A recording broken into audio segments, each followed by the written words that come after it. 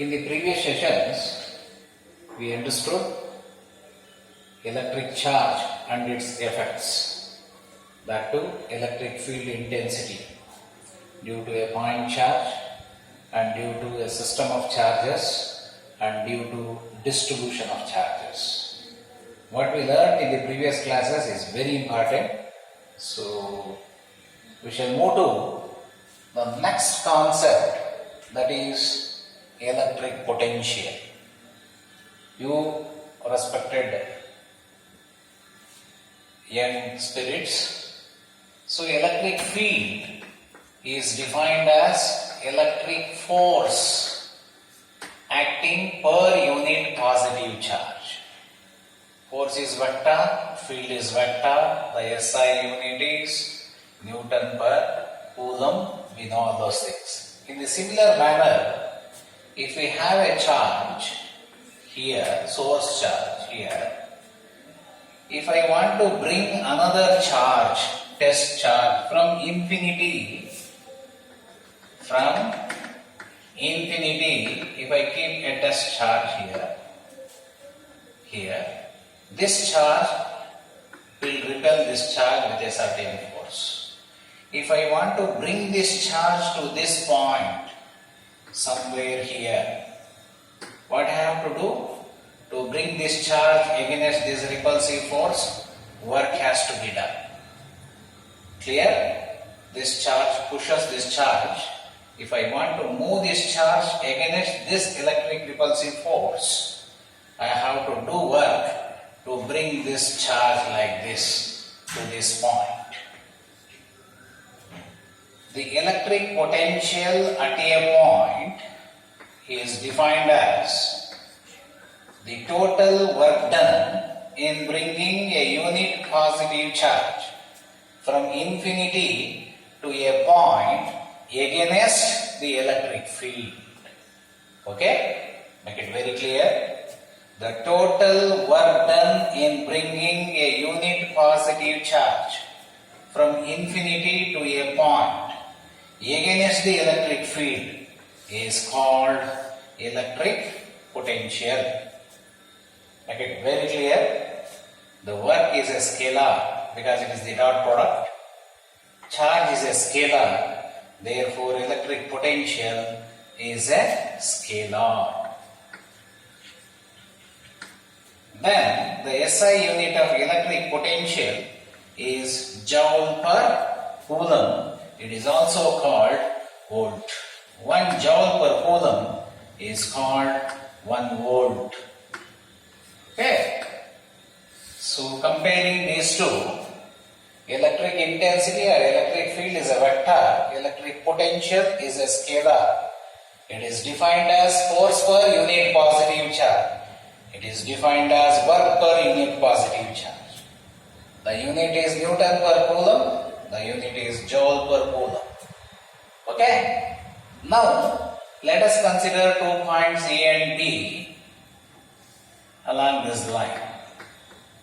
The potential difference between these 2 points is defined as the work done in moving a unit positive charge from one point to another against the electric field.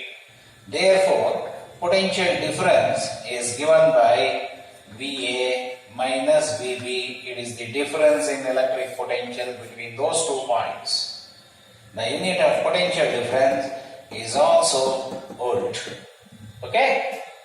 Now, so clearly understand these things, the definition of electric field and electric potential, the unit, this one is a vector, this one electric field is a vector, electric potential is a scalar.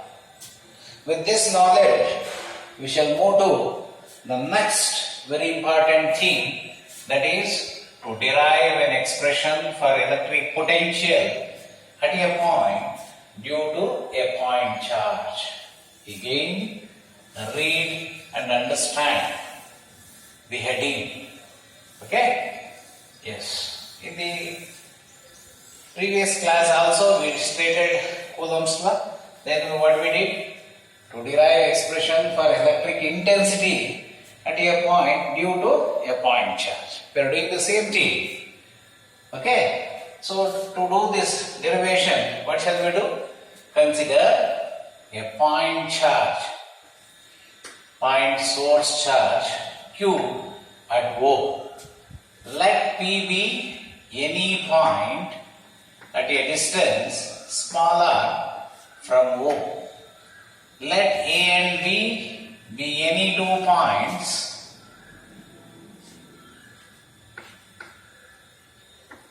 separated by a small distance dx. Let dV be the potential difference. Let dW be the work done in moving a charge small q from B to A against the field. Okay? Yes. This is the explanation to be written. Make it very clear. Consider a point charge at O, Q at O. Let P be any point at a distance R from O. Let A and B be any 2 points separated by a small distance dx on OP produced. dV be the potential difference. dW be the work done in moving the charge small q from B to A against the electric field. The electric field at A is, let x be the distance of B from O. The electric field at B is 1 by 4 pi epsilon naught q divided by x square. Okay? So the force on charge Q at B is this much. Okay. The work done, we know that work is defined as the dot product of force and displacement.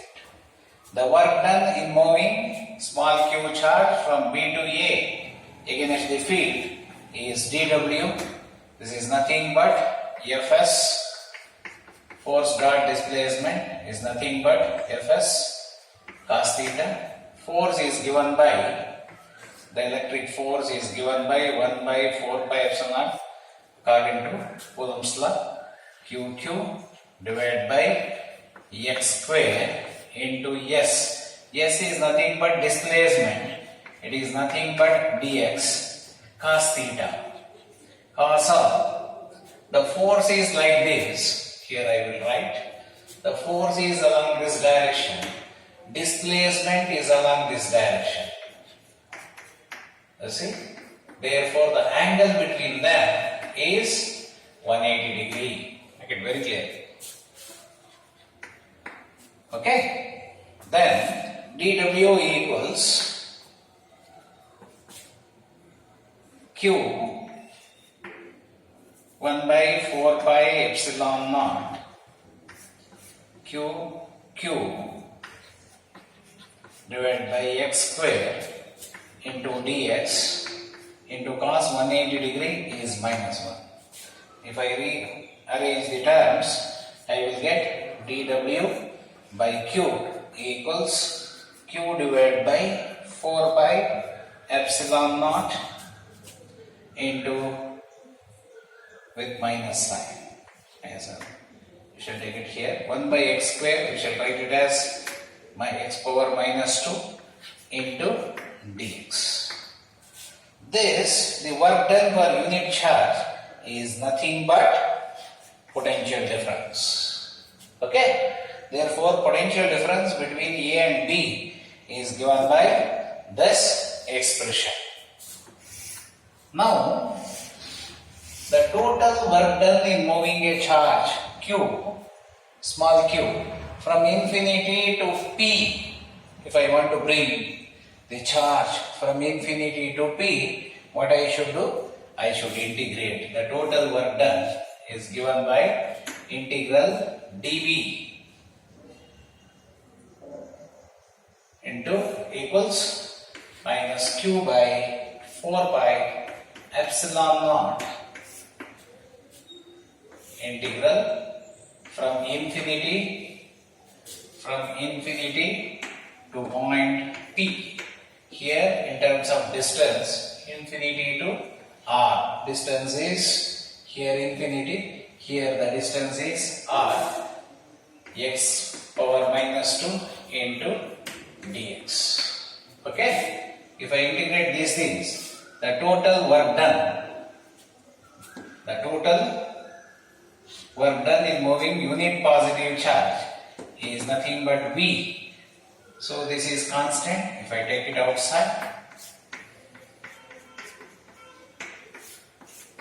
this is nothing but integral from infinity to r x power minus 2 into dx. If I integrate this integral x power minus 2 dx, so there is one formula in integration, that is x power n integral dx equals x power n plus 1 divided by n plus 1. Therefore, according to that, this is minus 2 plus 1 minus 2 plus 1 integral from the limit infinity to r infinity to r. This will become minus of 1 by x. Limit from infinity to r, this is nothing but minus of 1 by r minus 1 by infinity. This n by infinity goes to 0. This will become minus 1 by r. If I substitute that here, v equals minus q divided by 4 pi epsilon naught into minus 1 by r. Minus minus goes, we are left with 1 by 4 pi epsilon naught into q by r. This gives an expression for electric potential at a point due to a point charge. In the similar manner, so if we derive expression for electric intensity, it is q by r square. But here V is proportional to 1 by r, but E is proportional to 1 by r square. You should make that difference. Okay. Now, here it is very clear that the electric potential due to positive charge is positive. All the terms on the right side are positive. If I take negative charge here, the force will be like this. Force will be attractive. This theta will be 0 degree. This minus 1 goes, becomes plus 1. Therefore, we won't get this minus sign. We will get this minus sign. Electric potential due to negative charge is negative. Finally, so what we can write? Electric potential due to V due to positive charge is positive. V due to electric potential due to negative charge is negative. Okay? The electric potential due to positive charge is positive. That shows work is done against the field. Electric potential due to negative charge is negative. That shows work is done along the force. Okay? Right. With this, we shall move to electric potential at a point due to a system of charges. Okay? So, to find electric potential due to system of charges, what we should do? We should apply principle of superposition. Okay? So, according to the principle of superposition of electric potentials,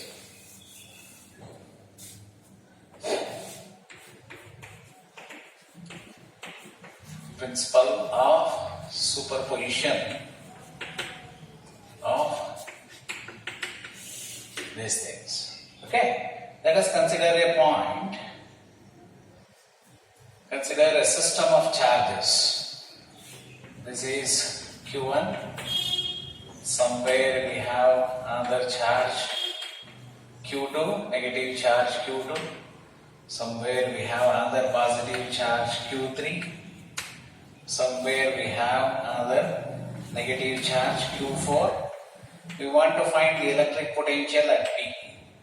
Okay, this distance we shall call it as R1, this as R2, this distance as R3, this distance as R4. Okay, the net electric potential at this point due to these four charges is given by V1 plus V2 plus V3 plus V4. Finally, the electric potential V1 is given by 1 by 4 pi epsilon naught into Q1 by R1. The charge is positive, potential is positive. Due to this charge, it is negative, minus Q2 by R2. Due to this charge is again positive, Q3 by R3.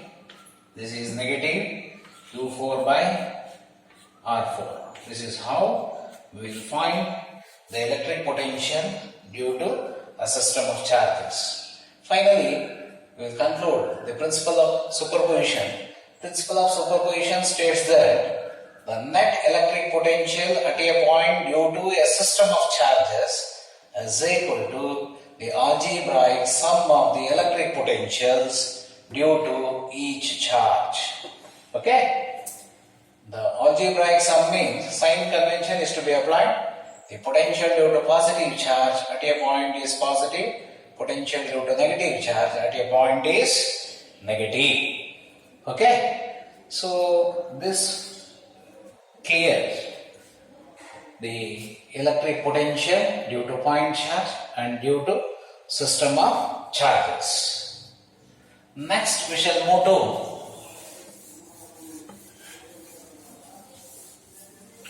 electric potential at a point due to a charged spherical shell.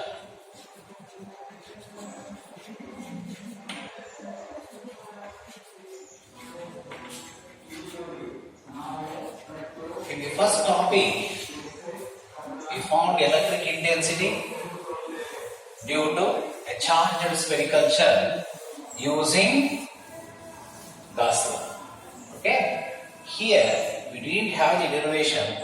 Simply we shall mention the expression for electric potential due to a charged spherical shell.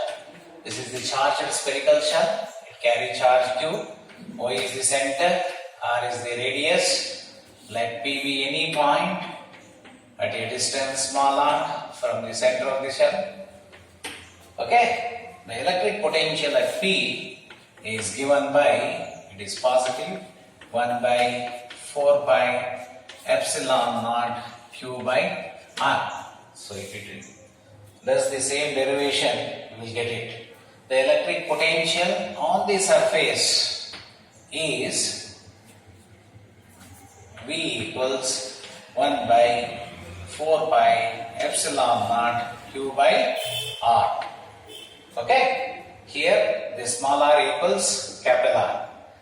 Inside the spherical shell, okay?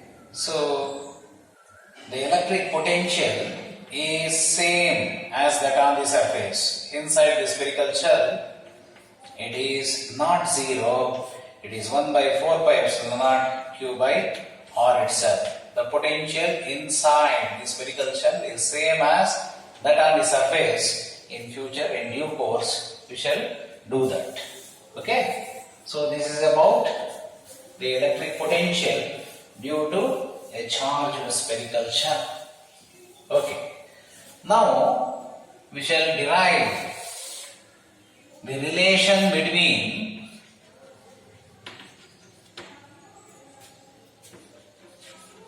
electric intensity and electric potential. We shall derive the relation between electric field or electric intensity and electric potential. This is a very important relation. Okay? So to derive the relation, consider a uniform electric field. This is uniform electric field. Uniform electric field is represented by parallel lines. Okay. Divergence or convergence of electric field lines represents non-uniform electric field. So the equipotential surface due to uniform electric field is a plane. That means the electric potential here is same. Okay? Yes. This is one equipotential surface. This is another equipotential surface. The potential here is same. But this is at higher potential. This is at lower potential. Electric field is directed from higher potential to lower potential. Let dV be the potential difference between these two surfaces. So they are separated by a distance. Let us call dl be the distance between these two equipotential surfaces. Okay. So let us consider a small charge, test charge, small q. So the work done in moving a small charge from the surface A to B against the electric field is given by work done is nothing but force dot displacement. Thus work done is given by F is equal to QE. Therefore F is equal to QE into DL into cos theta. Cos is again the electric field is like this, force is like this, displacement is like this, it is 180 degree. Therefore the work done is nothing but QE into DL into cos 180 degree is -1. If I take this Q to left side, dW divided by Q equals E into DL into -1. This is nothing but the potential difference. Work done per unit charge is nothing but potential difference. Therefore, I can write E equals, or if I shift DL to left side, minus dV by DL equals E, or E equals minus dV by DL. Okay. Now, so this equation relates